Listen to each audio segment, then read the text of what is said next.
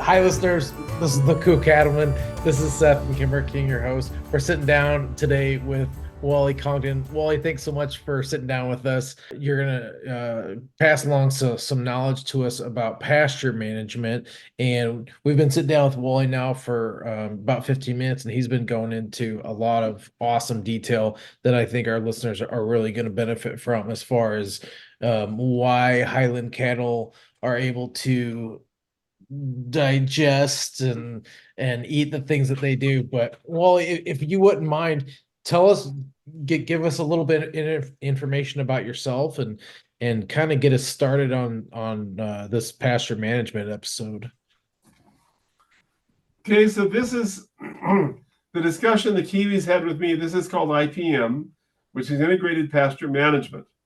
So they look at the field, because remember, their grass in places grows 360 out of 365 days a year. To them, a bad deal's an air frost 2 nights in a row. They have no idea what cold is like, but they have a different world there. But it's integrated pasture management. So I went to graduate school in New Zealand at the biggest ag college in the Southern Hemisphere in rural town and regional land use planning. I'm a geographer by education, who's also a lawyer. And also have a welder's card in my wallet still. So I believe in education. So did my parents. And that's fine. They made us do that, and that was good. But I do ranch for a living. There were 8 of us in Montana who did that 40 years ago. The county attorney or water law at halftime and ranched. We were then down to 2. We're back up to 4. I was one of the 8 then. I'm still one of the 4 now. So that's okay. So I won't quit probably either one until they probably might call dead fingers from around my shepherd's crook from some cow. But anyway. But I know a lot about the grazing question because of my education there, but also because Highlander Cows rewrote the book for me on a whole lot of what you do in terms of where it is, because I did a long term on the conservation district for Missoula County and with the state of Montana. So I learned not just from the question of looking at cows. I learned it because of the question of what people were doing to control things that they shouldn't be doing it the way they do it. So that's why I'll tell you about integrated pasture management in that different sense. So if that makes sense, I'm not looking for green grass all the time, and I'm not looking for leave over. I did a whole lot of rotational grazing in New Zealand in the 84, 85 when I was there for a couple of years in graduate school, because we weren't doing that here yet. However, the man who invented most of that technology, most of that discussion, was a gentleman who's Rhodesian, Kenyan, South African by history, and he just happened to be doing some work in New Zealand. And that was really good. I'm also a child believer in what Bonsma said, man must measure. Look at the digits on your cows and the rest. But savory was savory rotational grazing, but savory was a good dinner date for a kid in his 20s at the time. And that was a good thing to talk about, how you did it and what it was. But he also acknowledged a couple of clear things in talking to him. One was this: remember, you have a different limiter. The limiter in Africa, where they got a lot of the ideas for this, was heat and lack of water. But it was primarily heat was a huge issue, and so was the fact they have a very wet season and a very dry season. And he said, remember, you have a different limiter. Your limiter is the fact you have a cold season, and you have a season that's got a limited water supply for like 1/6 of the year. But you got a different limiter, so you got to learn to work around with that.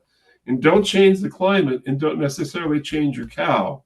Instead of trying to do that, try to find the cow that fits for you instead of the you that wants to make the cow try to fit the climate. Mm-hmm. And that was an interesting way to look at that with sheep, goats, cattle, camels, and horses. So his ideas were interesting at the time. So looking at Highland cows after we got some, the first thing we noticed is they do eat things other cows don't eat. So Montana State's soils program and lands program is called the Montana DNRC. And they will tell you when they're transplanting willows from a creek bottom to Grow River, new willows on the Gallatin River, they will tell you there's only 2 animals in the world that prune them better than humans can. One is a moose, and the best pruner of willows for transplants are Highland cows. And when you get the best botanists in the state of Montana at the DNRC telling you, we transplant willows off big sheep grower, you have your cows on 6,000 acres of state land, not fenced off the bottom because they travel. They won't just stay right there in camp. They go to water and they get the hell out and go back up the hill to eat. But they prune those willows because they're after the tannin, and they prune them perfectly. So we looked at that and then looked at the question of what about knapweed? So they eat all the knapweed because they want the tannin. So what we started to do is, wait a second, what are the other inputs? Brown grass is like one of us drinking beer. So Seth and I can sit down and drink 4 beers a day. We'll gain 10 more pounds in the next 5 days just from drinking the beer. Because all that carbohydrate in that beer is just carbohydrate. It doesn't have a lot of other nutrition, no protein, no vitamin C, but it does have lots of carbs. So when those cows are eating that brown grass, they're getting a little bit of tannin, but really what they're getting off the brown grass is carbohydrates for weight gain, for sustenance, for whatever else. So rotational grazing, when we talked to the boys at the USDA about it, et cetera, was, wait a second, I know what you're talking about. I learned this 10 years before you did from different people in New Zealand, but nobody in New Zealand in 1984, my age, had ever seen a sickle mower. All they had were rotary machines. And I used to hay 4,000 acres a year for people before I went down there. And I'd never seen a rotary machine. So that's how much the rest of the world adopted this idea before we did, which was a different way to do it, but they did it. However, in looking at that, we realized, take Savory's advice, look at what you have and what limits you there. So change the pasture management program to fit that. So remember, they're going to want to prune more things in the spring when it's got lots of syrup in it and it's green. They're going to want to eat more of that stuff because it tastes yummy. They're going to want tannins more later in the spring because it helps them digest stuff, but also they like the taste of the tannins, which naturally fights the green grass issue of scat hole. And they will eat all the rest of this stuff. They'll eat more brown grass than a horse will. But in the spring, when that green grass comes, if you got 2-foot tall grass that turned over, the Highlanders will pick out the green grass, and at the same time, with 17 nubbins of green feed, they'll eat a whole mouthful of brown grass. So all that carbohydrate goes right there with it. So they're getting the carbohydrates to keep their weight. They're getting to keep themselves fat, and their calves are healthy. And at the same time, the green feed makes them want to eat it more. So I had a vet do a C-section for me 2 days ago, because I think I've done, maybe in 25 years of a lot of Highland cows, I think we've done 5 C-sections. But usually I can turn them around, and I give vet students a pop bottle when I meet them, an old Coca-Cola heavy bottle, because you prolapse a cow, you got to put everything back when you C-section them or pull a calf out. Even me at 6'3" isn't long enough, but that pop bottle gives you that extra little bit to get everything pushed back to where it goes. But we had to C-section this cow because she got hit by a truck last winter, and it shattered her pelvis. So her pelvis had a big ridge in the bottom like this, so she could not dilate enough to calve. So we C-sectioned her. And the vet looked at it and said, you know what, Wally? I used to work in dairies in the Midwest, and I've done this to thousands of cows, and I have never seen amniotic fluid this yellow. This is phenomenal, which is all vitamin A, vitamin C, vitamin D, and vitamin E. And those cows have been on hay, some barley hay, some oat hay, some pea hay, and a lot of just plain old grass hay, and then brown forage grass in the field, eating that. And that cow, basically, it was incredible in terms of color. So when you got done with her cleaning off this calf that we C-sectioned out of her, your hands are just bright orange. And that's the dietary difference of what IPM gives you in terms of the cow. It's phenomenal if they do that well, but they do. So it's amazing how you are what you eat to a cow too. So the calf did fine. His name is Blue Rocket now, because once he figured out how well his front legs work, there's no shutting that little guy down. But the cow's pelvis finally got hold of an artery when it was so rough once we put everything back in. So she bled out last night. That killed her. That was so sad, because she was a really old sweetheart cow. But that's the nature of it. When people say, you got any cows dying? I say yes. They say, that's too bad. And I say, no, it's not. And they say, what do you mean? I said, well, if you tell me you got no cows dying, what you told me is you don't own any. That's reality. Yeah. So I don't like it, but some are going to tip over, and we lost that one. But the best lesson is what the diet has done in terms of what the cow's producing and how good the calves are. And that matters a lot. So also, you can't stress the plant. So the thing they will tell you from USDA is, well, the roots are nothing more than storage, and they are. A potato is just a dry grass root with carbohydrate that we got to eat. The same with a cattail. All those other roots under grass are stored carbohydrate they have to grow. So if you prune it off too much, no storage, it exhausts the plant and they poop out. The way that knapweed outcompetes everything, so does leafy spurge, so do tansies, is they get all this nutrition from the soil, and nothing will eat them because of the tannins. So they outcompete the grass, because the cows walk along, they eat the grass, they don't touch the knapweed. So the grass is trying to rebuild itself. and the weeds are not. So integrated pasture management also is not just about what you're trying to grow, it's about what you're trying to get rid of. So what the Highlanders did for us is we're a really good lesson in, wait a second, unlike goats, which eat the knapweed right after they eat the rocks, the Highlanders hunt the knapweed down to eat it, and it's a recruitment issue. So if you can get them to eat the seeds first, the same Montans to eat the seeds, you've now cut the crop of knapweed for next year down to nothing. Mm-hmm. Same with spurge. It's a rhizome, so it'll go by the root too. But if you get rid of the seeds, you're stopping how fast it spreads, how far. Same with tansies. So you let the cow pick. So you got to have a plan if you're going to integrated pasture management. It's not about what to do for 1 year. Have a plan for 3 or 4 or 5 years. And then forbs. Those are broadleafs that can do well. If you spray with Tordon, which is Picloram, 2,4,5-D, 2,4-D, the rest, you take out a lot of the broadleaf plants. Those are forbs that Highlanders will eat. They like them, whether it's chicory, whether it's little tiny clovers that are broadleaf that are not Roundup resistant, whatever else. So if you want to truly integrate the field, that's the way to do it. So the other lesson we got is when we drag fields, we build our own drags. What we do is we assemble our own drags. That's a better way to put it. So what we drag is the 32-foot wide railroad rail that's 32 feet wide, and we loop truck tires behind it like this. So it's got 9 tires by it, one here, another one here, one here, one here, one here. And it took a long time to perfect the chains for how to do that. But we got that figured out. And then we put a fixed tooth drag behind that, which is the old Case or John Deere fixed teeth. They're like a sharp-tined rake. Mm-hmm. And we put like 4 or 8 feet of that deep, 32 feet wide. And then behind that, we put also 8 foot of depth, 32 feet wide, a chain harrow. We put duals on a 130 or 40 horse tractor, and we drag that around the field. And when you do it the first time, it smooths all the gopher holes down. The railroad rail breaks all the stuff loose that needs to be broken up. The tires drag it all down flatter too. The rest of it rakes it all up. And the other lesson is a funnier one than that. So the other thing I do is I haven't plowed a field in 20 years. Nothing against plowing. I use no Roundup. I don't spray it. What I do is, if you want to really change the crop, pave it. And when I say pave it, I want every cow you own fenced on that field late in the summer, pave it. No water, no fertilizer. You stress the hell out of those poor plants. Then disc it this deep if you want to disc it some. Broadcast seed it. Then drag it once you fed the cows on it all winter. And all the seed you put on it is going to come up.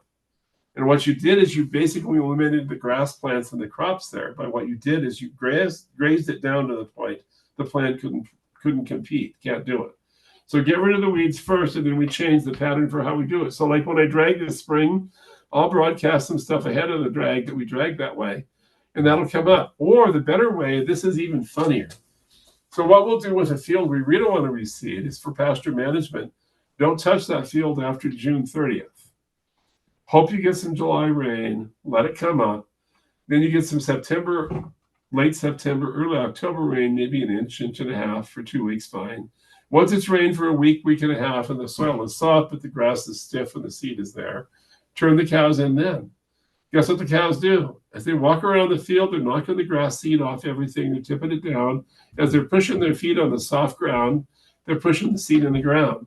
How do you think buffalo did it? How do you think elk do it? How do you think moose do it? Whistling or bison in Europe. How did cows do it? Before there were plows. That's how they did it. So what we basically did is said, wait a second. Integrated pasture management is have the plan. So we're going to reseed this 40 acres this year, get on it in the spring, clean it up kind of good, but not perfectly. Let the plants come from into June on, get a nice stand by the fall. And then in the fall, turn on it, get all the grass seed knocked off it, get some of the stuff eaten off, and leave enough it's got insulation for the winter with the snow on it. And that will come up in the spring beautifully.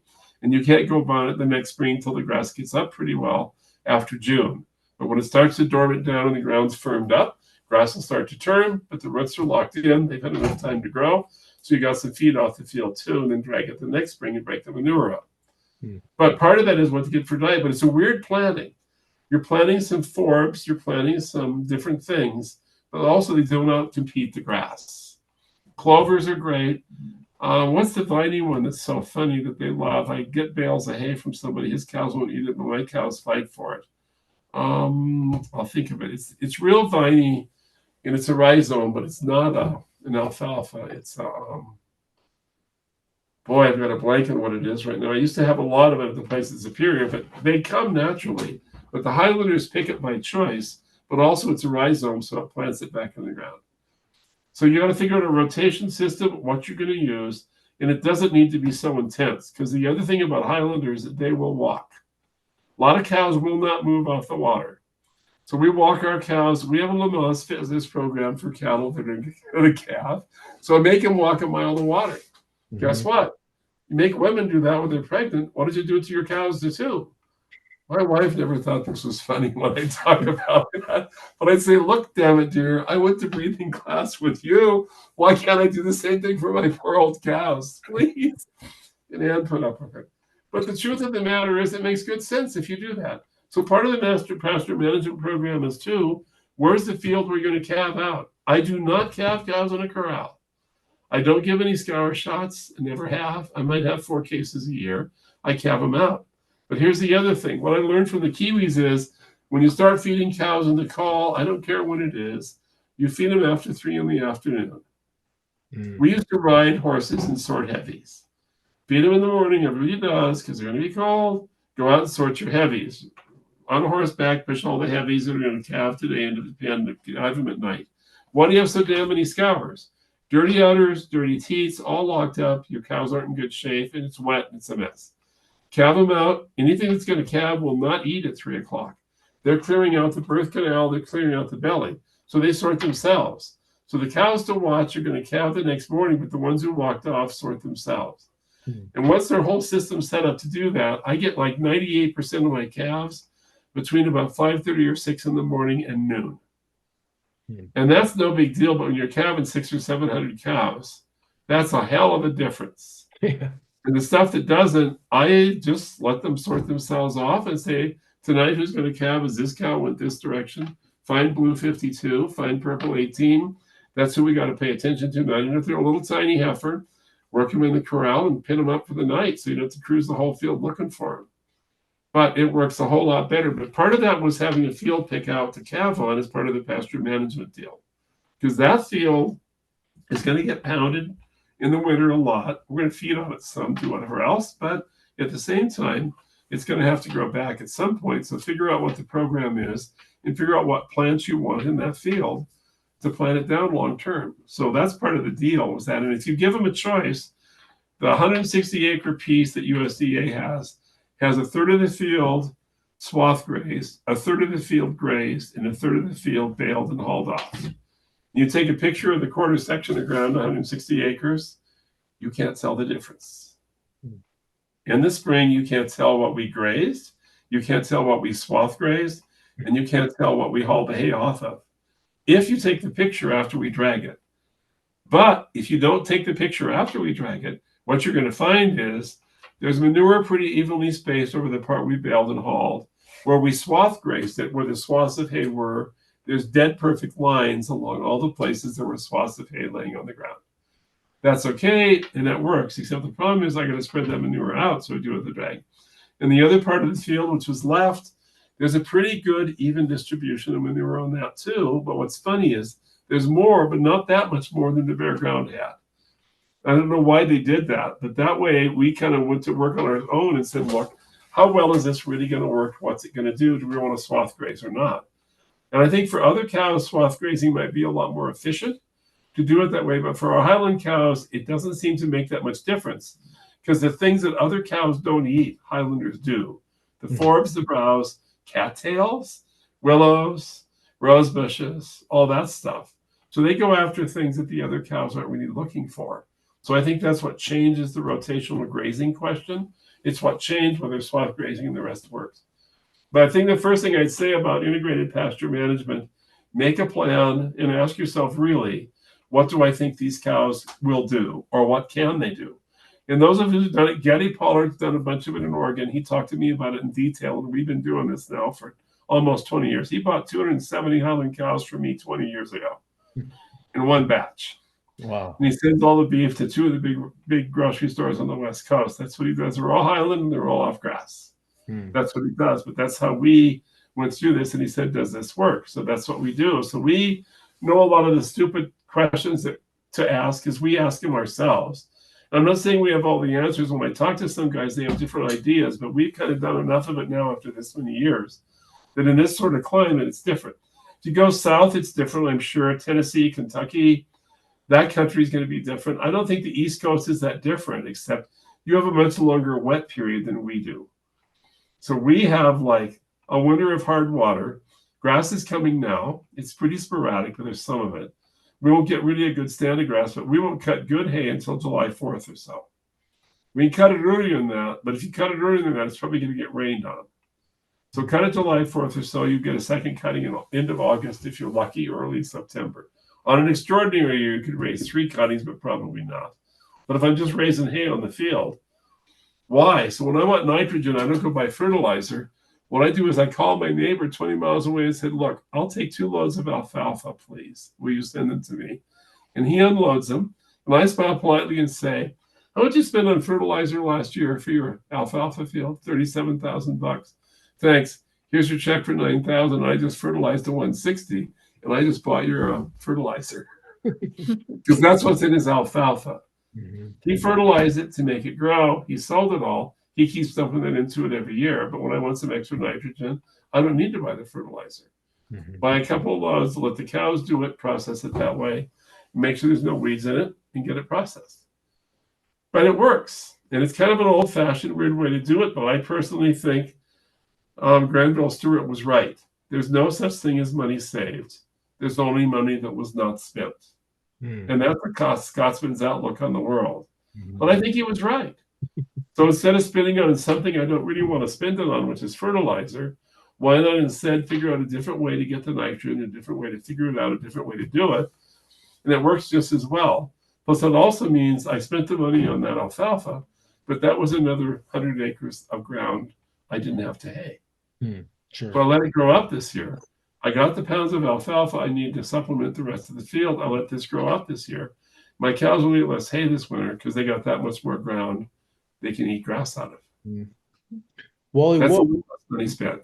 What would you say to someone that's in our situation, or someone that's starting out, they don't have as much ground. Maybe they've only got 5 or 10 acres that they can put into pasture, or that's already in pasture.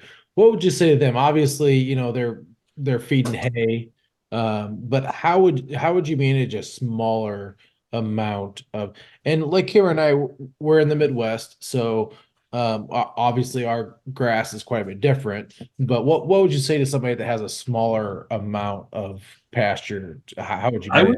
I would say to them the same thing, and we see a lot of that. So what's it called now in Montana and the West is the WUI. So where you live raising cows on 20 acres is the wildland-urban interface, WUI, which is where the urban meets the rural. And that's what it is. And so you're in the WUI right there. And so the wildland-urban interface is the place where you've got 10 acres. You want to have 3 horses or 2 horses and 4 cows and 2 goats. The problem becomes the same thing. You overstock it, you overuse it, and it doesn't ever get a chance to rest. So I don't care if it's 5 acres or 20 acres. The first thing I'd say to you is do what I said first. Make a plan. Let's figure it out. And when you make the plan, you probably on 5 or 10 acres have something we don't, which is water.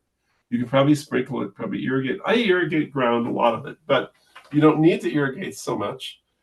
But you can in your case. So what you can do is figure out how to supplement your growing season with the water, but make a plan. So say if I'm going to have 3 cows, they're going to get this 1 acre today, and the cows can run with the horses, except if they're calving. Because horses love to steal calves, and you get your horses killed that way. Geldings especially are terrible at that.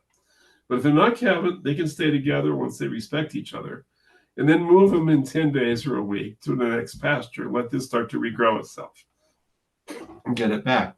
But if you can, rest field 1 for 60 days or 30 days or 40 days, or let it come back all the way. So that's how the Kiwis did it with dairies. The New Zealanders especially will rotate 100 cows through 1 acre parcels and 20 acre fields.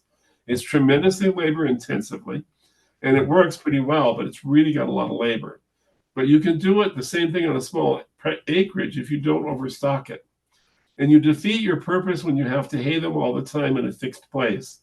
Because what they're going to do around that feeder is ruin it. So what I did with that years ago for winter feed for bulls is we bought an elk feeder from the National Refuge at Teton National Park and cut the sides out of it. We bought it for $50 because they rolled it. They didn't want to keep it. It was bent. So we cut the sides out of it and fixed it so we can drop bales in it. Then we took a flatbed wagon and did the same thing with it. So we move the feeder that they have all the time every 2 days. I think I'll feed my cows all the time. Every 2 days, I move the feeder 50 feet. So I'm not moving the manure with a tractor. I'm moving the feeder so the cows move the manure themselves. Yeah. So by doing that on a small acreage like that, you can move around that 1 acre or that 2 acre pasture that way and get it manured up pretty well in a month and a half. Then move to the next one. In the winter, when it's cold and it's frozen, do the same thing. Then they have free choice hay, but what you've also done is that, and also see if you've got somebody around who can sell you some what's called prime hay or ripe hay. It's later. It's not as nice and green. It's not so pretty, but it's got the grass seed on it. It's got the alfalfa seed in it. It's got the clover seed. It's got the forb seed. So I don't care about the TDN. You can make up that difference with total digestible nutrients. But what you're doing, if you have hay that's a little riper in there, or broadcast seeds, some untreated seed on top of that, if you want to plant in some Russian wild rye or some annual rye or some perennial rye or some whatever else, or fescue or whatever, I don't care. But put some on the feeder. Then the cows will spread that around the field at the same time, which can move the feeder around. So you're trying to reseed the crop by them moving and eating it that way, which does it that way. And then what you've got is that buildup and that variety of stuff built up that route. So that is going to help you do it. But you've got to have a plan. And you got less acres. But just because we have a lot more acres in the West in Colorado and Utah and Wyoming, because nothing grows there very well, doesn't mean you don't have to have a plan. It's just a plan on a different scale. So what takes me 30 acres to run 1 cow, you can do on 2. So when I've got a plan for 300 acres, I got a plan for 10 cows. When you got a plan on 30 acres, you have a plan for 10 cows. It's the same plan. It's just the scope seems so much different because the acreage varies. So what I tell smaller people with smaller breeders, don't overstock it, which is the hard part. But the other part is figure out what your plan is to make it function. And don't be shy about other things Highlanders will eat. You can plant forbs, keep them out of poisonous trees, keep them out of poisonous shrubs, like chokecherries make prussic acid, etc. So you got to be careful about what some of the native plants are that are growing. But what you do is figure that out, and you can supplement what those cows eat with the other forbs that they eat, which are different. They're going to be eating things that your other cows, other horses, other mules, other donkeys don't eat. And that's fine, but you got to have a plan to get yourself there first. I don't mean to make it complicated. It's not. The cows will do it for you. But you got to have the plan for how do we fence it? How do we make it look differently? What do we do that works well for that? And then once you get that plan, it's pretty easy to move stuff around. But when I say on a small acreage, don't move the manure, move the feed. So the cows move it for you. And if you have horses, move the horses with the cows. Because horse poop is a lot higher in the nitrogen than cow poop is. It's hot manure. In other words, it got so much nitrogen, a lot of it in one piece will kill plants if you put it on them because it's got too damn much and nitrogen burns them. But if you're feeding the horses around the same place, get them to move around too. And what you just did is you just moved the poop while you're letting the horse do it instead of you doing it by doing it with a tractor or a back blade or whatever else. So figure out how to be more labor efficient that way. Make them do the work. And granted, you can get a running gear cheap at an auction for like $100 or $50 or whatever. Put a bunk feeder on of some type you want, build it out of wood, it doesn't matter. And put a round bale in it or 2 round bales and let them pick on it. Do that. Move it, and they can get what they want to eat. And the other thing that's funny, this is an old trick we learned. Do not feed square fields of cows moving in a square pattern. If it's a square field, move diagonally. We feed our cows diagonally on all the square pastures because when you drag it in the spring, you want to drag it around the box. If you're dragging down the lines of poop, it doesn't spread it out so well. But if you fed diagonally like this and you're dragging down 40 rows like that in the line, it spreads it much better.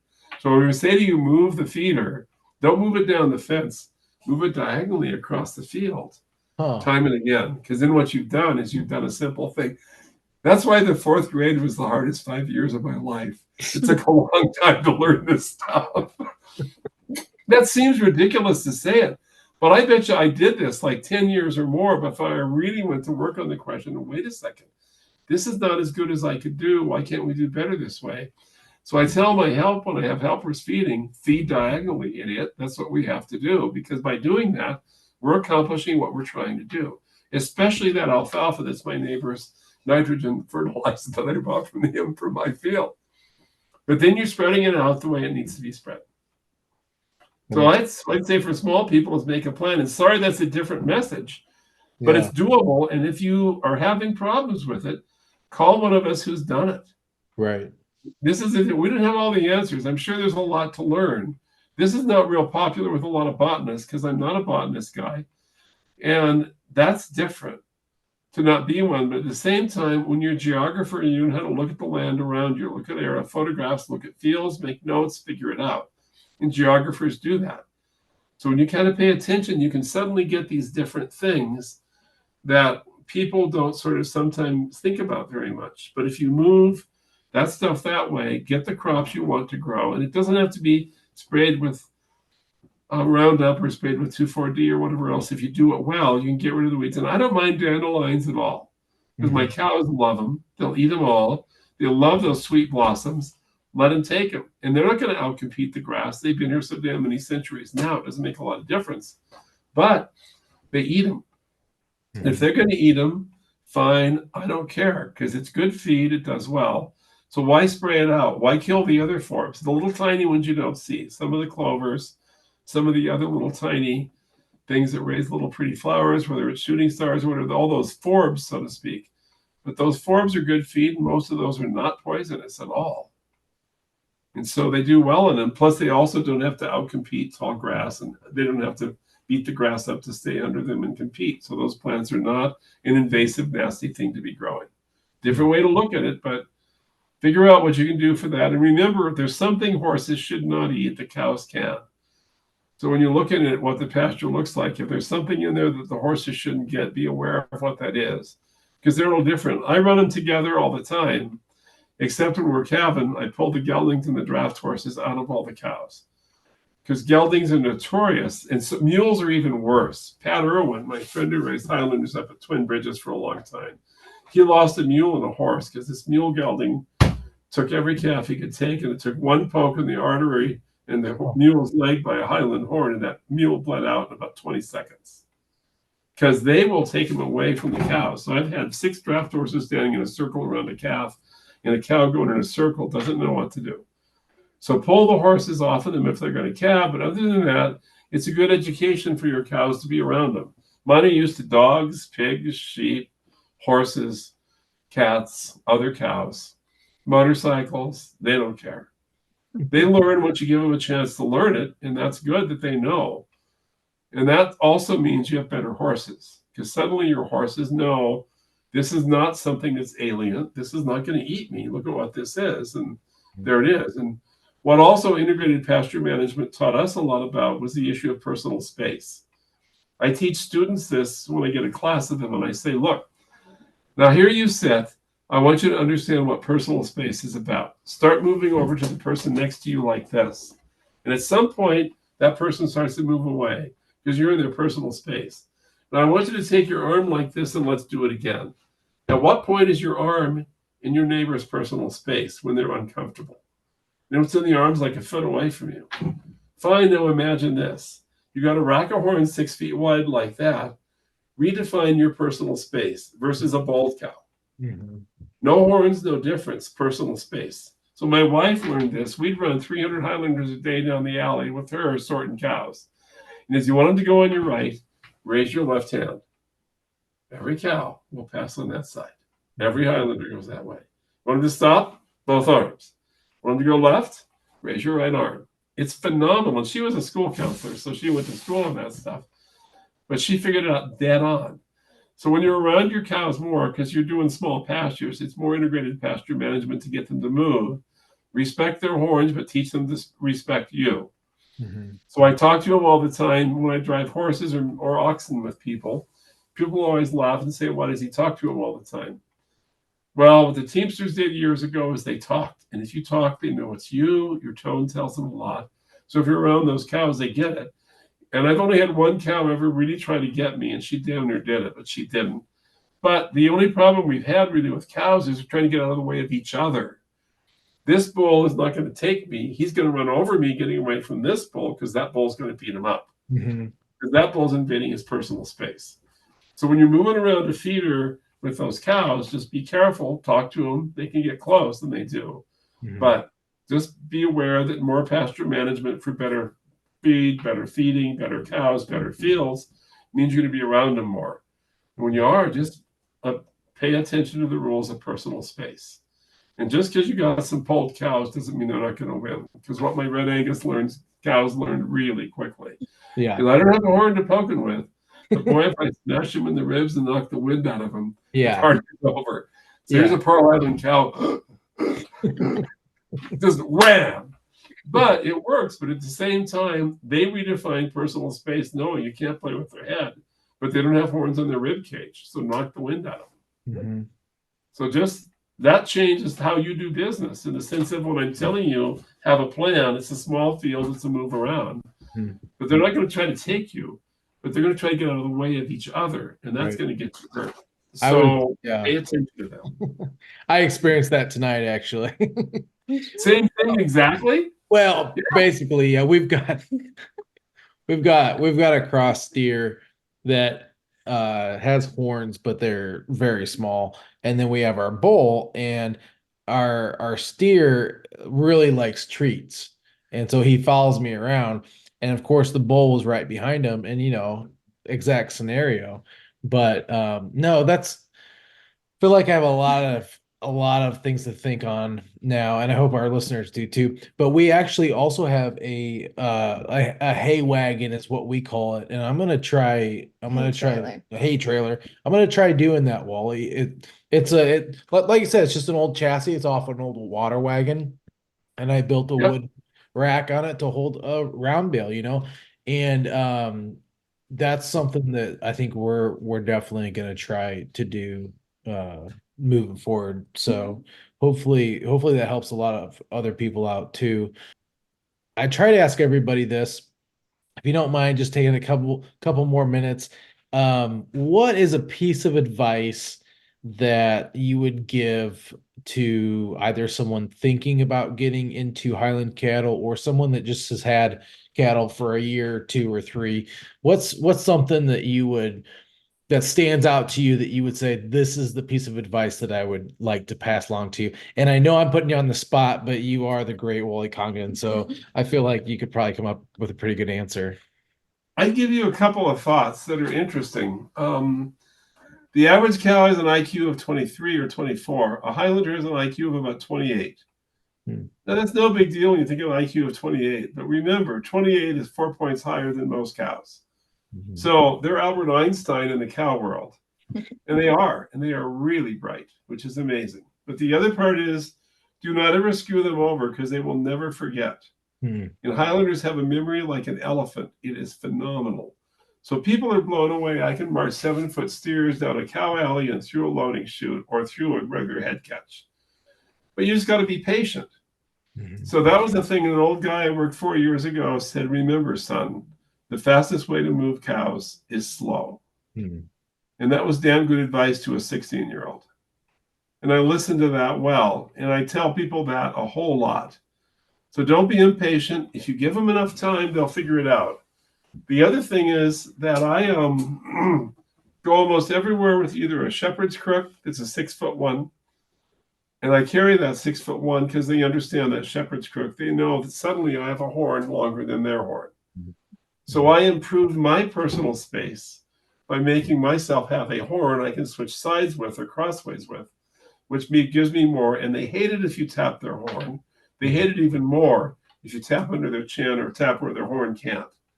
But they learn really quickly. You have that too, and I talk to them. So I'd say don't underestimate their brain, but at the same time, be patient. Way patient, because they are way smart. They will never forget, but they are joyful in that sense. So I have a couple of trail steers. The first trail steer I had made the cover of a ton of magazines. His name was Herman. His whole head is in the Montgomery distillery now. And his horns were 7.5 tip to tip. Wow. And I could turn that steer loose with 1,000 cows and say, we're going to grass. And that steer would lead those cows 17 miles the whole way. He weighed 2265 when he finally broke his hip. He was a big boy. Yeah. But we kept his head and all of him mounted. The one I have now is Herman 4. And Herman 4 is only 6 foot across, but he only weighs about 1,900, I suppose. But he's just as good. And all the other cows respect him. So if it's your bull or a cow that's the ringleader, take advantage of that one and use them for what they can be. They're a tool for you. They'll lead the rest. They'll do that. Respect them. They respect you. And then remember, you don't need to make the cow into what you want. The cow is what she is or he is. So the other thing I'd say that I get distressed about is people want to convert a silk purse into a sow's ear or a sow's ear into a silk purse, and you can't do that. Take her for what she is. If you're going to run Highland cows, run them, but respect their history.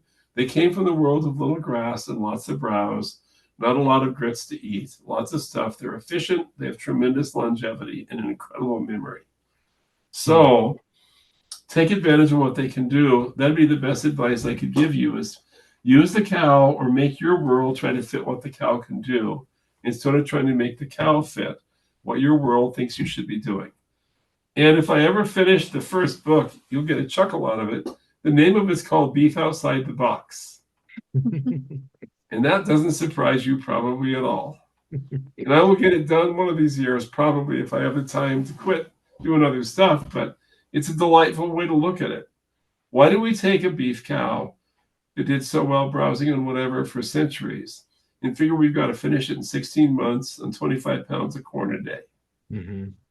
I understand the idea of you're converting corn that's not worth a lot of money to beef that's worth more. But look at the environmental costs. Look at all those costs that go with it that people don't want to talk about. So what my Highlanders will do is I can get the best beef there is. I quit even going head to head with the people and try to knock me off. I don't need to beat their beef up. They got a different cow. It's got a different purpose. It does it a different way. They have to finish theirs on grain. I don't. Mm-hmm. But at the same time, they can't do what I can. They can't get rid of the knapweed without spraying it. They can't prune the willows. They can't get rid of the tansies on the river. I can, but I'm patient. And they do it. And so it's a function of just learn that. And the other thing I would say, and maybe I shouldn't say it quite the way it was said to me, but the guy I worked for when I was 17, 18 was the head of the Montana Senate for like 28 years. All Norwegian, Carl Rosted. He and his wife were wonderful. And they really taught us a lot. He died when he was 78. I was probably 20. But when I was probably about 18 or 17, two of us worked for him. My friend John Cusker is a foot shorter than me. He was the best wrestler in Montana for years. And they called him Big John, and they called me Little Wally, and I'm a foot taller than him. But Rosted looked at us one day and said, you two boys need to remember a simple thing. There's two parts to this. The first part is this. The next time you see one of my hired men ask me, will I give them a draw? And I say to them, you've been to the bank lately? And they say, yeah, we went last week and cashed our check. Were you there yesterday? Yeah. Did you have any money left? No. Were there the cows in the parking lot? Well, no. And so he'd look at him and say, now remember, son, the line is, I have a deal with the bank. They don't raise cows and I don't loan money. So that's why you can't have a draw. And that was a damn good way to look at the world. That was his world. Then his second line to us was more important. Remember, kid, any asshole could be a cowboy. Give yourself about 30 years and you'll be a cowman. And there's a lot of difference in the two. And remember that. And make sure when you're 50 years old, you own a 50X Stetson and you deserve to wear it. And that was a great personal test. Good advice. So anybody can think they are, but unless you really use your head and really think it through and watch what you're doing with it and get it right, you're not going to really get it there. But if you figure it out, pass that and you're patient, anybody can do it and do it well. And it's well worth the experience. And it's just delightful to find a critter, which is smarter than most critters, that has some respect for you. Who'd think I'd talk to you about cows and define personal space? That's like some speech therapist or somebody saying it, but no, but it applies. It's the same rules with people. So they're no different. So what I really got out of the cows for all these years too is learned a whole lot applies to other stuff, to other things. What is personal space? How does it work better? And it's the people getting out of somebody's way that are going to hurt you, not the people trying to hurt you so much. At least with my cows it is. So that's my bits of what people said to me over the years. But I still abide by the rule. My bank doesn't run cows and I don't loan money. Well, Wally, thank you so much. Man, it's just Thank you. it's been an honor to sit down with you, and I think we took up at least 2 hours of your time. So thank you so much. Again, I'm gonna invite myself to come out to your place sometime. Anytime you want to come, I hope it helps because I did a 10-year hitch on the board and I would go back on it one of these days. But it's me who wrote the rule about term limiting people off because a lot of people said it's a good old boys club. So I said, we're going to change the bylaws and we're going to say there's a term limit. You can't be on there more than X years.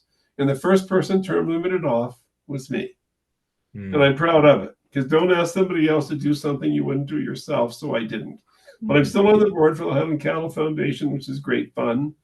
Really interesting stuff to try to promote as much research to get people to realize what we have is not a standard cow. It's a cow that does something differently. Let's work on it. Absolutely. So it's not, I'm not looking for beef inside the box. I still like beef outside the box a lot better.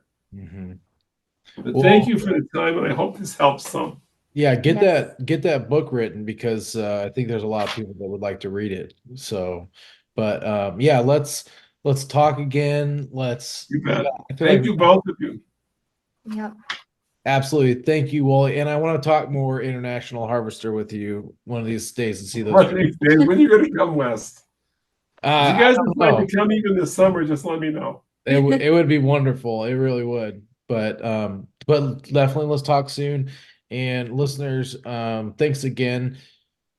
If you want to get a hold of Wally, you can contact us through our podcast email listed at the end of the episode.